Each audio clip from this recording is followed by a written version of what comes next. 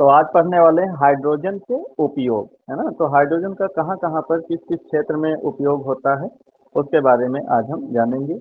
तो इसमें सबसे पहला पॉइंट जो है वो है आपका हाइड्रोजन का उपयोग।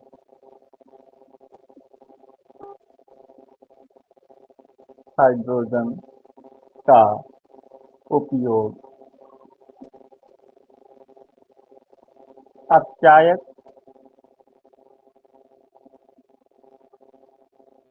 अपचायक की तरह होता है, ठीक है। ये अपचायक क्या होता है? अपचायक को जानने के लिए इससे पहले हम दो चीजें और जानते हैं। एक टर्म हमारा होता है ऑक्सीकरण, एक टर्म हमारा होता है ऑक्सीकरण,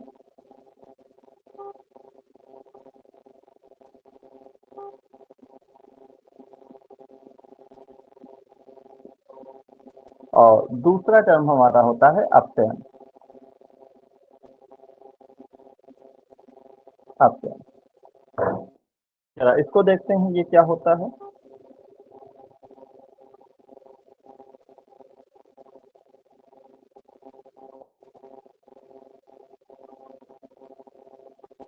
क्रम संख्या पहला, ऑक्सीकरण क्या होता है? तो ऑक्सीकरण होता है जब किसी पदार्थ से कोई ऑक्सीजन जुड़ जाता है तो उस प्रोसेस को हम कहते हैं ऑक्सीकरण। मतलब ऑक्सीजन का जुड़ना, ठीक है। ऑक्सीजन का जुड़ना क्या कहलाता है? Addition of oxygen. ऑक्सीजन का जुड़ना ऑक्सीकरण कहलाता है। तो पहला पॉइंट होता है ऑक्सीजन, ऑक्सीजन का जुड़ना। अगर कहीं ऑक्सीजन जुड़ रहा है, अगर कोई ऐसी अभिक्रिया हो रही है जिस अभिक्रिया ऑक्सीजन किसी दूसरे पदार्थ के साथ में जुड़ रहा है और साथ में क्या है दूसरा जो आपका पदार्थ है वो ऑक्सीजन है, और दोनों के बीच में अगर एडिशन हो जाता है, ऑक्सीजन जुड़ जाता है, तो वो जो अभिक्रिया होगी वो हमारी अभिक्रिया कहलाएगी ऑक्सीकरण। दूसरा पॉइंट इसमें होता है कि रिमूवल ऑफ हाइड्रोजन, मतलब हाइड्रोजन का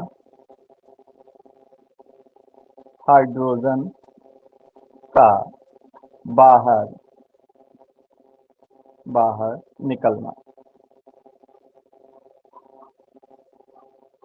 हाइड्रोजन का बाहर निकलना मतलब कोई ऐसा पदार्थ है जिस पदार्थ में ऑलरेडी हाइड्रोजन जुड़ा हुआ है, वहां से हाइड्रोजन मतलब अपक्रिया हो रही है और अपक्रिया से हाइड्रोजन बाहर निकल जाता है, तो भी उस रिएक्शन को, उस अपक्रिया को हम कहते हैं ऑक्सीकरण, है ना।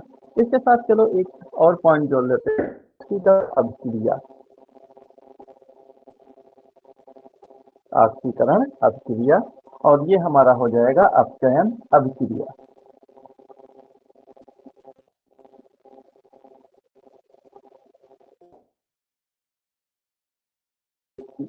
ऑक्सीजन का जुड़ना, अगर किसी अभिक्रिया में ऑक्सीजन का योग हो रहा है तो उस अभिक्रिया को हम कह देते हैं ऑक्सीकरण।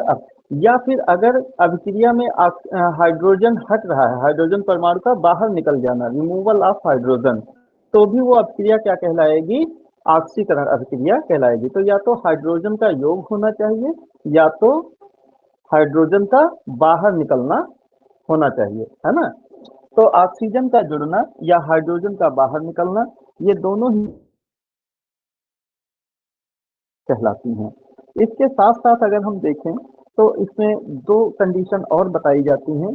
ये ऑक्सीजन कैसा होता है? तो हम कहेंगे कि जो ऑक्सीजन होता है वो वैद्युत ऋणात्मक परमाणु होता है या वैद्युत ऋणात्मक तत्व है। तो ऐसा भी हो सकता है कि किसी अभिक्रिया में ऑक्सीजन ना जुड़े, लेकिन वहां पर कोई विद्युत ऋणात्मक परमाणु जुड़ रहा हो, विद्युत ऋणात्मक तत्व जुड़ रहा हो, तो भी वो अभिक्रिया हमारी ऑक्सीकरण अभिक्रिया कहलाती है। तो इसमें तीसरा पॉइंट हम जो लिखेंगे वो लिखेंगे कि किसी विद्युत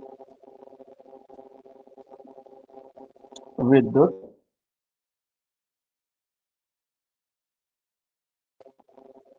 ऋणात्मक परमाणु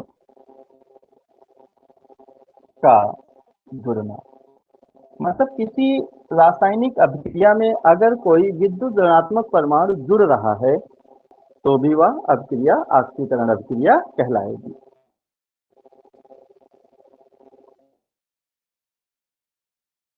चौथा पॉइंट देखते हैं क्या होता है। तो ये हाइड्रोजन होता है, जो दूसरा पॉइंट होता है, सेकंड पॉइंट, हाइड्रोजन का बाहर निकलना। हाइड्रोजन कैसा होता है? तो आप कहेंगे कि ये विद्युत, सामान्य तौर पर ये विद्युत धनात्मक माना जाता है। तो हाइड्रोजन कैसा होता है? विद्युत धनात्मक होता है। तो अगर किसी रासायनिक प्रतिक्रिया में हाइड्रोजन बाहर न निकल रहा हो, लेकिन उसमें जुड़ा हुआ कुछ तत्व या विद्युत धनात्मक परमाणु अगर बाहर निकलता है, तो भी वह अभिक्रिया हमारी ऑक्सीकरण अभिक्रिया कहलाएगी। तो यहाँ पर हम एक पॉइंट ये भी लिख लेंगे कि किसी धनात्मक, किसी विद्युत धनात्मक परमाणु का बाहर निकलना। तो अगर किसी रासायनिक अभिक्रिया में से और उस पदार्थ से कोई विद्युत धनात्मक परमाणु बाहर निकल रहा है, तो भी वह अभिक्रिया हमारी ऑक्सीकरण अभिक्रिया कहलाएगी। तो ये 4 पॉइंट ऑक्सीकरण अभिक्रिया को समझाने के लिए। परिभाषाएं हैं या जो थ्योरी हैं, ये प्राचीन थ्योरी हैं। केमिस्ट्री है वो कुछ और कहती है। वो क्या कहती है? एक पॉइंट इसको जरा समझ लेते हैं, बाकी इसका यहाँ पर यूज नहीं है, आगे हम देखेंगे। तो ऑक्सीकरण में ये कहा जाता है कि रिमूवल ऑफ इलेक्ट्रॉन, मतलब इलेक्ट्रॉन का बाहर निकलना, या अगर कोई तत्व है तो वो इलेक्ट्रॉन का त्याग कर रहा है, तो वो अभिक्रिया हमारी कहलाएगी ऑक्सीकरण अभिक्रिया। और अगर कोई तत्व इलेक्ट्रॉन को ग्रहण कर रहा है, तो वो अभिक्रिया हमारी कहलाएगी अपचयन अभिक्रिया। तो वो तो अलग का पॉइंट है, वो तो हम बाद में डिस्कस चर्चा करेंगे। तो यहाँ पर ये 4 पॉइंट आपको समझना है कि ऑक्सीजन का जुड़ना ऑक्सीकरण कहलाता है, या हाइड्रोजन का बाहर निकलना ऑक्सीकरण कहलाता है, या परमाणु का जुड़ना ऑक्सीकरण कहलाता है, या किसी विद्युत धनात्मक परमाणु का बाहर निकलना ऑक्सीकरण कहलाता है। इसके विपरीत हमारा अपचयन होता है। जैसे यहाँ पर लिखा है ऑक्सीजन का जुड़ना, ठीक है। तो अगर इसमें हम लिखेंगे तो हम लिखेंगे ऑक्सीजन का बाहर निकलना।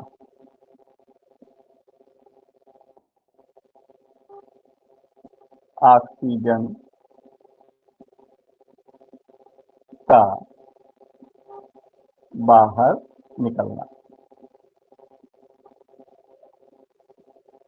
ठीक है। मतलब कोई ऐसी रासायनिक अभिक्रिया हो रही है जिसमें ऑक्सीजन हमारा बाहर निकल रहा है, ऑक्सीजन हमारा कम हो रहा है।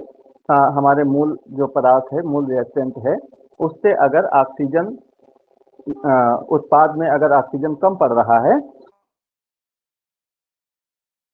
अभिक्रिया। दूसरी चीज यहाँ लिखा है कि हाइड्रोजन का बाहर निकलना क्या कहलाता है? तो यहाँ पर हम लिखेंगे कि हाइड्रोजन का जुड़ना, हाइड्रोजन का जुड़ना क्या कहलाएगा? अपचयन कहलाएगा। तो हाइड्रोजन का जुड़ना, हाइड्रोजन का जुड़ना ये क्या कहलाएगा? तो ये हमारा कहलाएगा अपचयन, ठीक है, हाइड्रोजन का जुड़ना। यहाँ लिखा है कि किसी विद्युत ऋणात्मक परमाणु का जुड़ना। तो हम यहाँ पर क्या लिखेंगे? हम लिखेंगे कि किसी किसी विद्युत की विद्युत विद्युत ऋणात्मक ऋणात्मक परमाणु परमाणु का, यहाँ जुड़ना लिखा है, ऑक्सीकरण में क्या है? जुड़ना। तो इसमें अपचयन में हम क्या लिखेंगे? बाहर निकलना। तो किसी विद्युत ऋणात्मक परमाणु का बाहर निकलना, ठीक है। तो किसी विद्युत ऋणात्मक परमाणु अगर हमारा बाहर निकल रहा है, हमारे अभिकारक से कम हो रहा है, तो वो अभिक्रिया अपचयन अभिक्रिया कहलाएगी। चौथे पॉइंट में लिखा है ऑक्सीकरण में कि किसी विद्युत धनात्मक परमाणु का बाहर निकलना। तो यहाँ पर हम लिख देंगे कि किसी विद्युत विद्युत धनात्मक परमाणु परमाणु का जुड़ना। इसमें लिखा था कि किसी विद्युत धनात्मक परमाणु का बाहर निकलना, लेकिन अपचयन में क्या होता है, किसी विद्युत धनात्मक परमाणु का जुड़ना चयन कहलाता है। जुड़ना यहाँ पर लिख देते हैं, जुड़ना। तो ये 4 पॉइंट होते हैं, ये 4 पॉइंट होते हैं ऑक्सीकरण और अपचयन को समझने के लिए। अब देखिए कि अपचायक क्या होते हैं और ऑक्सीकारक क्या होते हैं। वे पदार्थ जो ऑक्सीकरण अभिक्रिया को कराने का काम करते हैं, ऑक्सीकरण अभिक्रिया, तो उनको हम कहते हैं आप, ठीक है। और वे पदार्थ जो आप हैं उनको हम कहते हैं अपचायक, ठीक है। तो जो ऑक्सीकारक और अपचायक होते हैं ये पदार्थ होते हैं, कंपाउंड होते हैं, यौगिक होते हैं। लेकिन जो ऑक्सीकरण और अपचयन होता है ये हमारी अभिक्रियाएं होती हैं, ऑक्सीकरण अभिक्रिया होती है। लेकिन जो ऑक्सीकारक और अपचायक होते हैं ये हमारे कंपाउंड होते हैं, यौगिक होते हैं, ठीक है। तो अब देखो ये जो हाइड्रोजन होता है, हाइड्रोजन क्या करता है, ये हाइड्रोजन अपचायक की तरह कार्य करता है, या अपचायक की तरह इसका हम उपयोग करते हैं। कैसे उपयोग करते हैं, तो एक रिएक्शन से हम समझते हैं। इसका स्क्रीनशॉट ले लो, फिर हम आगे बढ़ते हैं।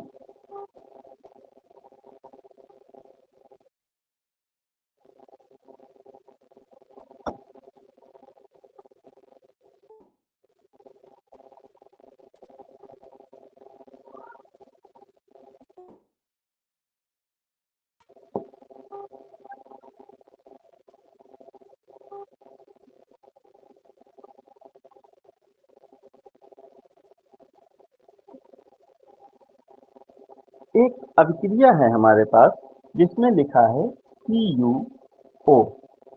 CuO, है ना। ये हमारे पास एक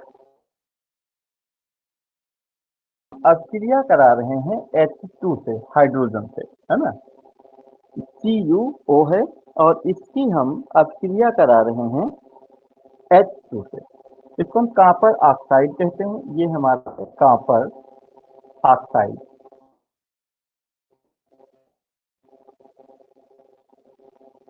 कॉपर ऑक्साइड। अब यहाँ पर देखो, और ये क्या हो गई, गैस हो गई, ये हाइड्रोजन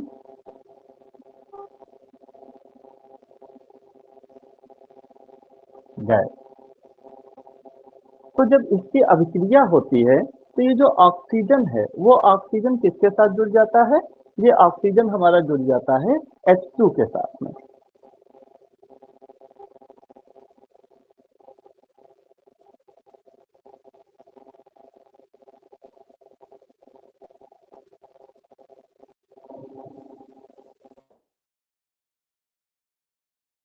यहाँ से ये जो ऑक्सीजन है वो ऑक्सीजन हमारा किससे जुड़ जाएगा, तो वो H2 के साथ जुड़ जाएगा। और यहाँ पे हमारा रह जाएगा कॉपर, रह जाएगा Cu, और प्लस ये हो जाएगा, ये H2 हो जाएगा, ये कॉपर हो गया,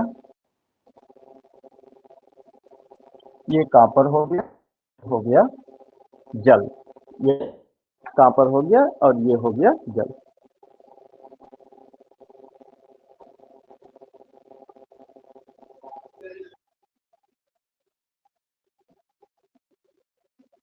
तो अब यहाँ से कॉपर ऑक्साइड से ऑक्साइड बाहर हो गया, यहाँ से ऑक्साइड आपका क्या हो गया, कम हो गया, ऑक्सीजन परमाणु कम हो गया। अगर ऑक्सीजन परमाणु कम हो गया है तो इस अभिक्रिया को हम क्या कहेंगे, इसको हम कहेंगे, देखो ये जो आपकी अभिक्रिया है, ये जो Cu से कहाँ, ये कॉपर है ना, Cu से कॉपर। तो यहाँ पर ऑक्सीजन की कमी हो गई, कॉपर ऑक्साइड में ऑक्सीजन था लेकिन यहाँ कॉपर में ऑक्सीजन नहीं है, मतलब यहाँ ऑक्सीजन की कमी हो गई या ऑक्सीजन बाहर निकल गया।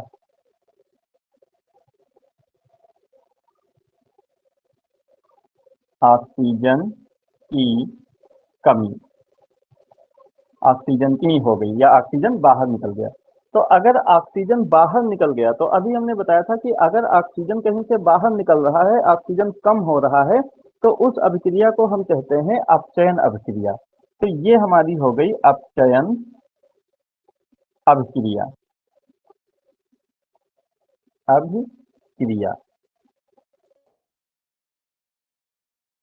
हमने बताया था कि अगर ऑक्सीजन कहीं पे जुड़ रहा है, ऑक्सीजन जुड़ रहा है तो ऑक्सीकरण होता है, लेकिन अगर ऑक्सीजन निकल रहा है, ऑक्सीजन कम हो रहा है, तो वो अपचयन अभिक्रिया। तो यहाँ पर कॉपर ऑक्साइड में ऑक्सीजन था, लेकिन जब हम यहाँ पहुंचे तो यहाँ हमारे पास सिर्फ कॉपर बचा, मतलब ऑक्सीजन यहाँ से बाहर निकल गया। तो जब ऑक्सीजन कम हो गया तो इस अभिक्रिया को हम कहेंगे अपचयन अभिक्रिया। और ये जो अपचयन अभिक्रिया करा काम रहा है, तो ये आपका कर रहा है हाइड्रोजन।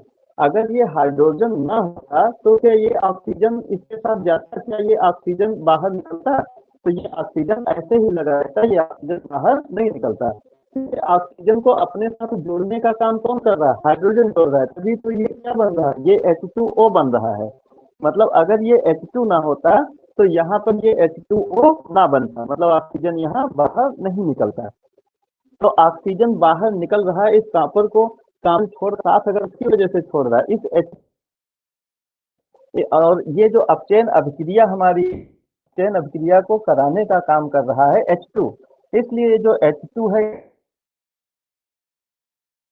ये हमारा हो गया आपको चायक, इसी को कहते हैं रिड्यूसिंग एजेंट।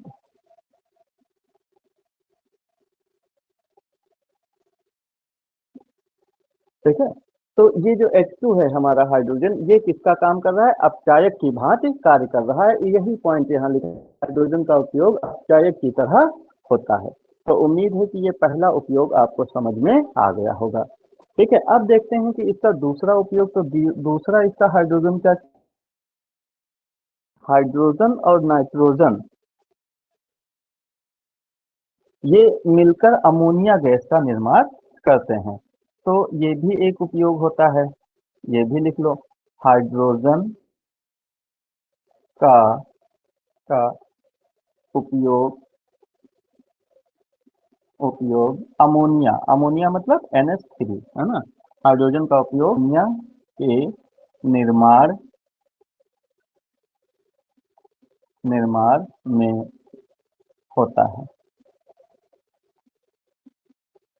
ठीक है, आप जानते हैं कि जब N2 की रिएक्शन किससे होती है? 3H2 के साथ में होती है, ये बन जाता है 2NH3, है ना।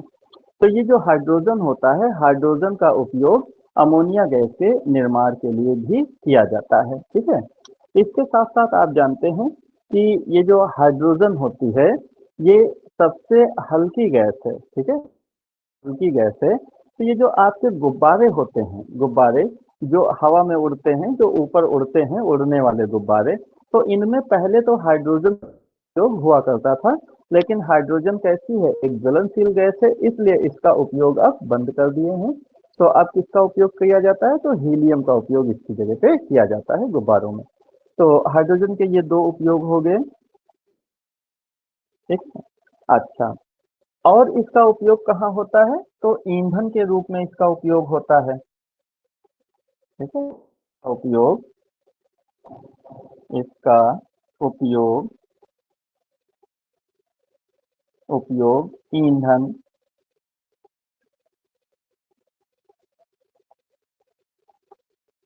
ईंधन के रूप में होता है। ठीक है, में इसका उपयोग होता है। तो ईंधन के रूप में एक तो हमने बताया था कि जो आपके प्रक्षेपण यान वगैरह होते हैं, जैसे रॉकेट वगैरह हैं, तो इनमें ईंधन के रूप में यही हाइड्रोजन का उपयोग किया जाता है। द्रव और ठोस हाइड्रोजन का वहाँ पर इस्तेमाल किया जाता है।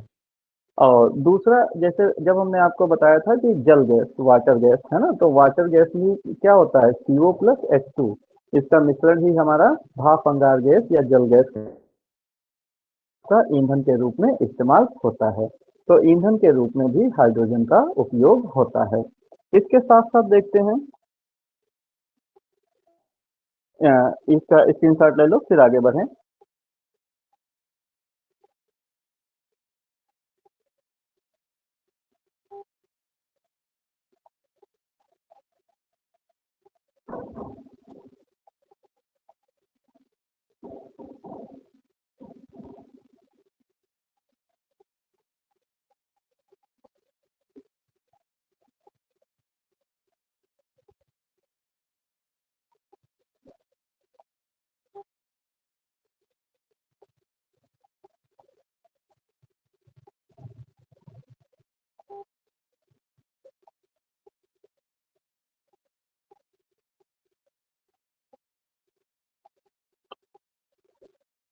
अगला पॉइंट लिखते हैं, वायु से वायु से हल्की होने के कारण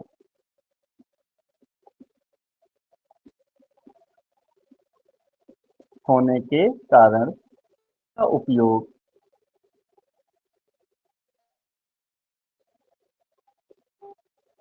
इसका उपयोग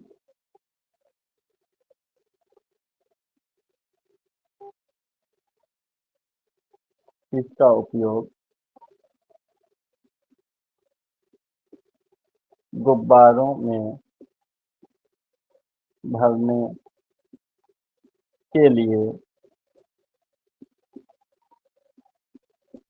किया जाता है। ये वायु से हल्की होती है इसलिए इसका उपयोग गुब्बारों में भरने के लिए भी किया जाता है, जो गुब्बारे हवा में उड़ते हैं। अगला पॉइंट, पांचवा पॉइंट लिख लो, द्रव हाइड्रोजन। कौन सा हाइड्रोजन? अभी हमने बताया द्रव हाइड्रोजन।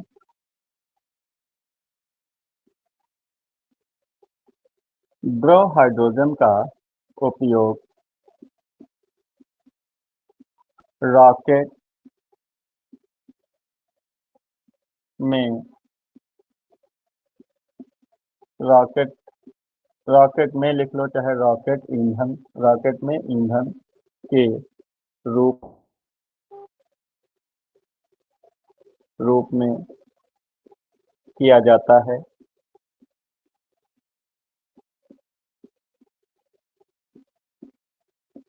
किया जाता है साथ साथ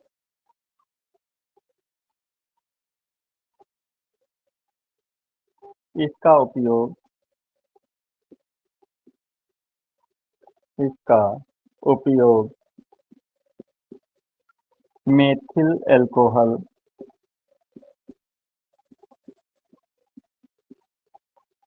मेथिल अल्कोहल तथा गैसोलीन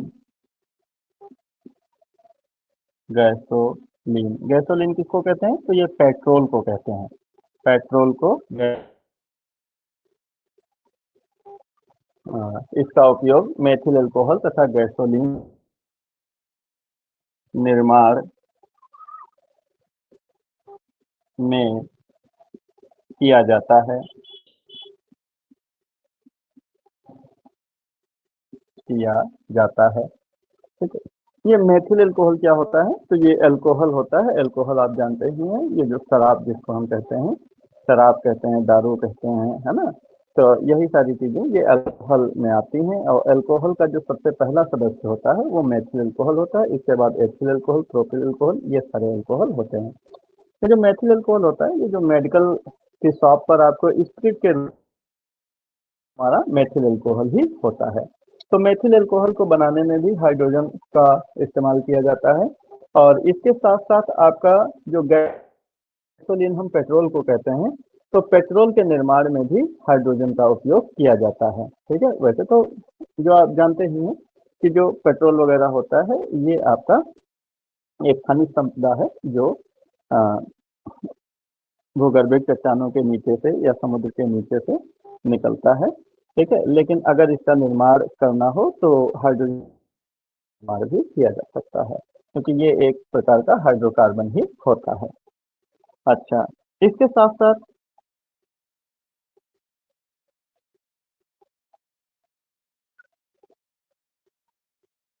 हाइड्रोजन का उपयोग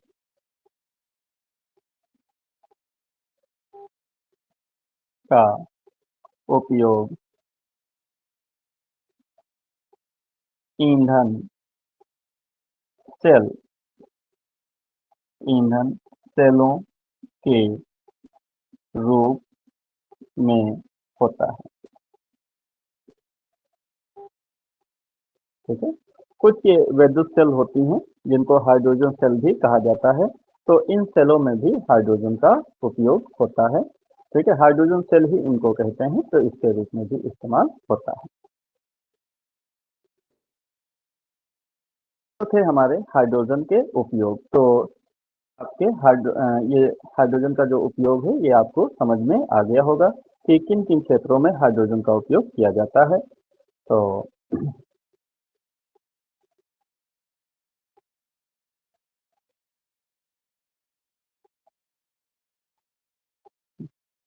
तो इतना नोट कर लो,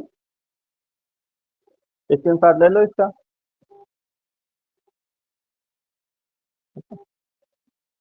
अब देखते हैं कि ये जो आपकी हाइड्रोजन ईंधन सेल होती हैं ये क्या होती हैं और इनका उपयोग कहाँ कहाँ किया गया है।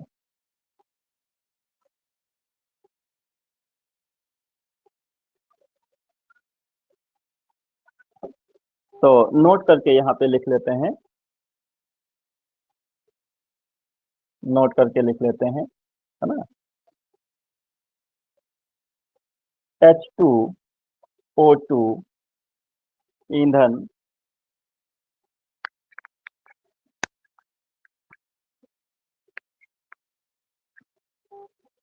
H2O2 ईंधन सेलों का उपयोग सेलों का उपयोग अपोलो अपोलो तथा जेमिनी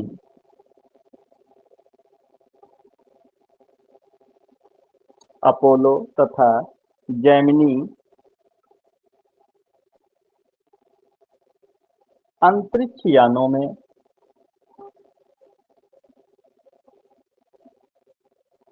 अंतरिक्ष यानों यानों में यानों में विद्युत उत्पादन विद्युत उत्पादन विद्युत उत्पादन तथा यात्रियों तथा यात्रियों के लिए पेयजल पेयजल का मतलब होता है पीने वाला जल या पीने योग्य जल। पेयजल उपलब्ध कराने कराने के लिए किया गया था किया गया था। ठीक है। तो ये अपोलो क्या है, ये अपोलो हमारा अंतरिक्ष यान है, अपोलो अंतरिक्ष यान। इसको आप अपोलो 11 के नाम से भी जानते हैं। अपोलो अपोलो 11, है ना, अपोलो 11 के नाम से जानते हैं। ये यूएसए का अंतरिक्ष यान है। 1969 में 1969 में, ठीक है, तीन लोग तीन लोग, एक तो आपके थे नील नील आर्मस्ट्रांग,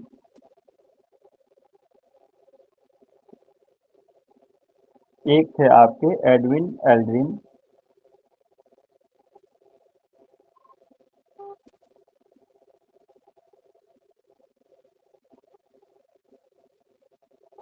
एक थे आपके नील आर्मस्ट्रांग, एक एडविन एल्ड्रिन थे। ये चंद्रमा पर जाने वाले प्रथम व्यक्ति बने थे। अमेरिका का एक मिशन था अपोलो 11, और इसी अपोलो 11 अंतरिक्ष यान से तीन लोग, एक आपके नील आर्मस्ट्रांग थे और एक एडविन एल्ड्रिन थे। और एक आपके कोच करके थे, उनका नाम याद नहीं आ रहा है। तो ये 3 लोग कहाँ गए थे? चंद्रमा पर गए थे। चंद्रमा का मानव मिशन ये था। और अ, यहीं पर नील आर्मस्ट्रांग चंद्रमा पर कदम रखने वाले विश्व के प्रथम व्यक्ति बने थे। तो इसमें जो ईंधन मतलब जो विद्युत, अब जब यान कोई ऊपर जाता है तो उसके लिए क्या चाहिए भाई? ईंधन तो चाहिए चाहिए ऊपर जाने के लिए, वो तो अलग बात हो गई। इसके साथ साथ मान लो वहां पर प्रकाश चाहिए भाई, उनके यान में प्रकाश की व्यवस्था हो। बिजली से चलने वाले, विद्युत से चलने वाले जो यंत्र वगैरह हैं उसके लिए बिजली की जरूरत होती है। तो उसमें जो बैटरी का इस्तेमाल किया गया, वो जो बैटरी थी वो हाइड्रोजन ऑक्सीजन ईंधन सेल था। और इस हाइड्रोजन, जैसे इस समय जो हमारी विद्युत वगैरह की आवश्यकता की पूर्ति कौन करता है? सोलर प्लेट वगैरह लगा देते हैं। ठीक है, तो सोलर प्लेट के द्वारा हमको विद्युत मिलती है, जो यान वगैरह होते हैं। लेकिन उस समय क्या था, उसमें किसका इस्तेमाल किया गया था? तो H2O2 ईंधन सेलों का इस्तेमाल किया गया था विद्युत उत्पादन के लिए, कि जो यान में जो आंतरिक विद्युत की जरूरत जो पड़ती है उसके लिए इन सेलों का उपयोग किया गया था। इसके साथ साथ जैसे ये 3 यात्री थे तो इनको पेयजल वगैरह मतलब पीने का पानी वगैरह वो भी उपलब्ध कराना था। ठीक है, तो वो पीने का पानी H2O2 से ही मिलता था, क्योंकि आप जानते हैं कि H2O2 की जब रिएक्शन होती है तो क्या बनता है? वाटर बनता है। तो इसी के थ्रू वाटर की भी सप्लाई इनको की जाती थी। तो ये हमारा एक अपोलो हो गया। और एक और अंतरिक्ष यान है जिसका नाम है जेमिनी। तो इसमें H2O2 ईंधन सेलों का इस्तेमाल किया गया था। तो उम्मीद है आपको क्लास अच्छी लगी होगी। आज की क्लास को यहीं पर समाप्त करेंगे।